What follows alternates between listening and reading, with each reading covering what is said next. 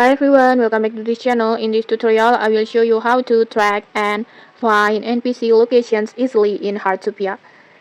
In many quests, you need to find specific NPCs, and it can be confusing if you don't know where they are. So to make it easier, you need to turn on the tracking feature. First, just tap on the smartwatch icon, and then just tap on Memo, and then just activate the quest that you want to work over here. Just tap on the track quest like this, or you can also track NPC using the map like this. Just tap on this map like this, and then after that just select the NPC profiles that you want to visit, like for example this one,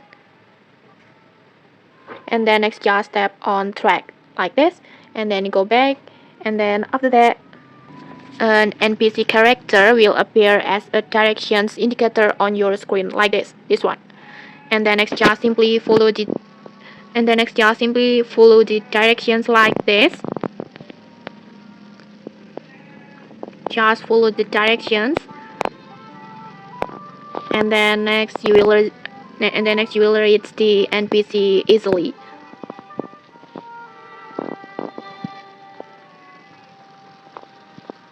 And okay, maybe that's it.